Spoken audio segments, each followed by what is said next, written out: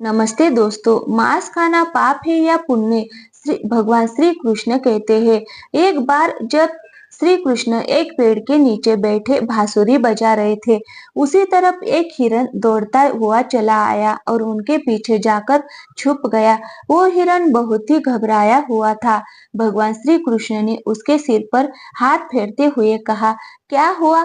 तुम क्यों छुप रहे हो? उसका पीछा करते हुए एक शिकारी भी वहां आ पहुंचा और वो बोला, ये मेरा शिकार है, इसे मुझे दे दो, इस पर मेरा अधिकार है। तब भगवान श्री कृष्ण बोले, हर जीवित जीव पर उसका खुद का अधिकार होता है, न कि किसी का। तब वो शिकारी क्रोध में बोला, ये मेरा शिकार है, इसे मैं पकाकर खाऊंगा। तब भगवान श्री कृष्ण बोले, किसी भी जीव को मारकर खाना पाप की श्रेणी में आता है। क्या तुम पाप के भागी बनना चाहते हो? मांसाहार पुण्य है या पाप? क्या तुम धर्म को नहीं जानते? तब वह शिकारी बोला, मैं तुम्हारे जितना शिक्षित तो नहीं कि ये जानूं कि मांसाहार पुण्य है या पाप, पर मैं ये जानता हूँ कि जीव को मारकर खाना, इसमें कोई हर्ज नहीं।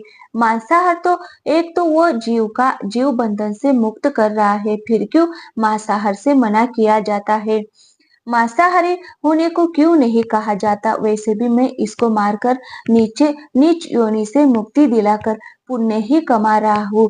फिर इस पर पाबंदी क्यों? इसे तो प्रोत्साहित करना चाहिए। जहाँ तक मैंने सुना है, जीव हत्या तो शास्त्रों में भी बताया गया है। राजा लोग शिकार किया करते थे। ऐसे तमाम तर्क देते हुए श्री कृष्ण से पूछा, फिर क्यों ये मांसाहार गलत है और पाप की श्रेणी में आता है? आप ही बताइए, मांसाहार पुण्य है या पाप? भगवान श्री कृष्ण समझ गए कि इसकी बुद्धि मांस खाने के कारण तामसिक हो गई है और उसने सोचने और समझने की बुद्धि भी खो दी है। फिर भगवान श्री कृष्ण बोले, इस अंतहीन विषय पर पहले मैं कोई राय नहीं दूंगा। मेरी इस छोटी सी कथा सुनने के बाद तुम्हें उत्तर देना कि मांसाहार पुण्य है या पाप और तुम्हें मांस खाना है या नहीं। वो शिकारी सोचने लगा कि इसमें मेरा तो कोई घाटा नहीं है, इस कथा को मैं सुन ही लेता हूँ, मेरा मनोरंजन भी हो जाएगा और बाद में मुझे इसका मांस भी मिल जाएगा। तो भगवान श्री कृष्ण ने अपनी कथा आरंभ की। एक बार मगध में खाद्य संकट खड़ा हो गया तो अन्न का उत्पादन कम रहा। राजा को चिंता हुई कि यदि इस समस्या का शीघ्र निदान नहीं किया गया तो सुरक्षित अनाज कोष भी खत्म हो जाएगा और संकट भीषण हो जाएगा। तो सम्राट ने अपनी राज्यसभा में पूछा, देश की खाद्य समस्या को सुलझाने के लिए सबसे सस्ती वस्तु क्या है? मंत्रीगण सोच में पड़ गए। चावल, गेहूं, आलू इत्यादि पदार्थों को उगाने के लिए बहुत श्रम करना पड़ता है। वह तभी प्राप्त होते हैं जब प्रकृति का प्रकोप न हो। ऐसे में तो कुछ सस्ता हो ही नहीं सकता। तभी शिकार का शौक रखने वाले एक मंत्री ने सोचा कि यही उत्तम अवसर है, क्यों न अंधाधुंध शिकार के लिए राजा की अनुमति ले ली जाए। उसने सभा में कहा कि सबसे सस्ता खाद्य पदार्थ है मांस। इसके लिए धन का खर्च भी नहीं है और पौष्टिक खाना भी मिलता है। सभी सामंतों ने इस बात का समर्थन कर दिया, लेकिन मगध के प्रधानमंत्री अभी भी चुप थे। सम्राट ने पूछा, प्रधानमंत्री आप चुप क्यों है? आपने कोई अनुमोदन नहीं किया, आपका क्या मत है? प्रधानमंत्री ने कहा, मैं ये नहीं कहता कि ये कथन सही है कि मांस सबसे सस्ता पदार्थ है, फिर भी इस विषय पर मैं अपने विचार आपके सामने कल रखूंगा। प्रधानमंत्री उस रात मांसाहार का प्रस्ताव रखने वाले सामंत के घर पहुंचे। सामंत ने इतनी देर रात तक प्रधानमंत्री को अपने घर आया देखा तो वह घबरा गया। किसी अनिष्ट की आशंका से वह कांप गया। प्रधानमंत्री ने कहा, संध्या को राजा महाराज बीमार हो गए, उनकी हालत बहुत ही खराब है। राज वैद्य ने कहा है कि किसी शक्तिशाली देह का 2 तोला मांस मिल जाए तो राजा के प्राण बचाए जा सकते हैं। आप महाराज के सबसे विश्वास पात्र हैं, इसीलिए आपसे योग्य कौन होगा?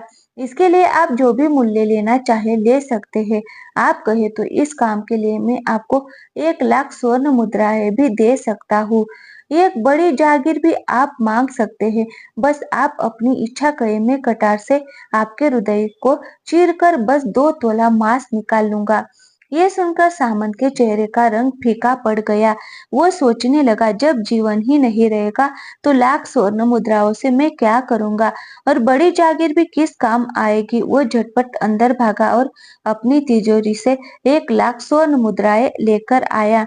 मुद्राएं देकर उसने प्रधानमंत्री के पैर पकड़ लिए और गिड़गिड़ाते हुए बोला, श्रीमंत, मैं आपकी 1 लाख मुद्राओं में अपनी 1 लाख मुद्रा और मिलाता हूँ। इस पैसे से आप किसी और सामंत के हृदय का मांस खरीद ले, किंतु मुझे जाने दे, ये बात किसी और को पता न चले, मैं आपसे आग्रह करता हूँ। प्रधानमंत्री जी ये सब समझ चुके थे। वो उसे थोड़ी और मानसिक पीड़ा देना चाहते थे।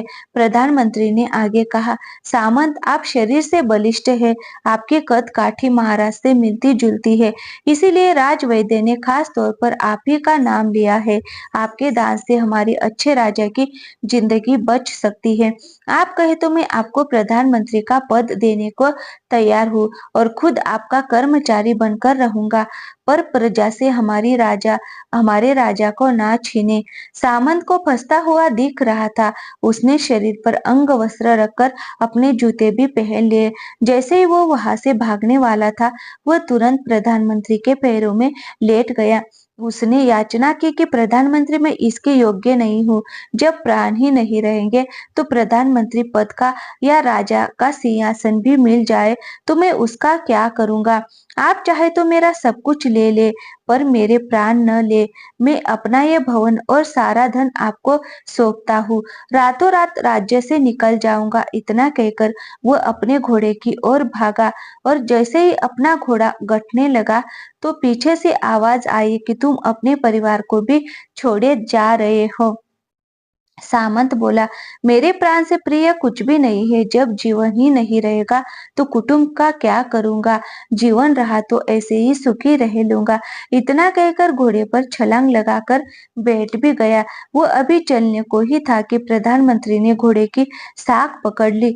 वह सामंत से बोला, भागने की जरूरत नहीं है, आप आराम से घर पर ही रहो, मैं किसी और का प्रयास करता हूँ। ये कहकर प्रधानमंत्री वहां से चले गए।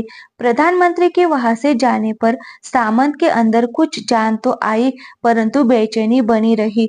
उसकी नींद खराब हो चुकी थी। मुद्राएं लेकर प्रधानमंत्री बारी बारी से सभी सामंतों के घर पहुंचे और सभी से राजा के लिए हृदय का 2 तोला मांस मांगा, परंतु कोई भी राजी नहीं हुआ। सबने अपने बचाव के लिए प्रधानमंत्री को लाख और 5 लाख स्वर्ण मुद्राएं तक दे दी। इस प्रकार प्रधानमंत्री ने एक ही रात में करोड़ों स्वर्ण मुद्राएं जमा कर ली। फिर सुबह होने से पहले ही अपने महल में पहुंच गया। अगले ही दिन राज्यसभा में सभी सामंत समय से पहले ही पहुंच गए। सभी ये जानना चाहते थे कि राजा स्वस्थ है कि नहीं, लेकिन कोई भी किसी से भेद नहीं खोलता था। सबको राजवैद्य की तलाश थी, उनसे ही उन्हें कुछ सूचना मिल सकती थी। प्रधानमंत्री ने सैनिकों को आज्ञा दे रखी थी कि जब तक महाराज राजसभा में न आए, किसी भी सामंत को भी महल से बाहर जाने की आज्ञा नहीं है। राज्यसभा में अपनी चिर परिचित गति में आए और अपने सिंहासन पर आकर बैठे। सभी सामंतों ने देखा, कहीं से भी राजा उन्हें अस्वस्थ नहीं लगे। उन्हें तो कुछ हुआ ही नहीं था। प्रधानमंत्री ने उनसे झूठ बोला।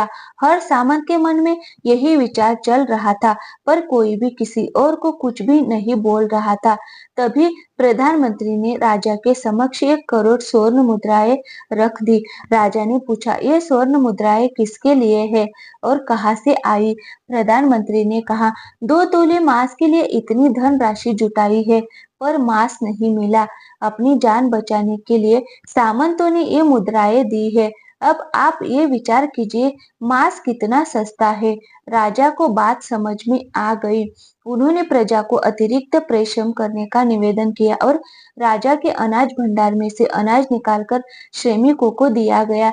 उन्होंने पौष्टिक सब्जियों की खेती का तुरंत आदेश किया। वो 1 करोड़ स्वर्ण मुद्राएं इसी कार्य के लिए और श्रमिकों के कल्याण के लिए खर्च की गई। ऐसे साग सब्जी तेजी से उगी, जिससे प्रजा का कल्याण भी हुआ और पौष्टिकता भी मिली।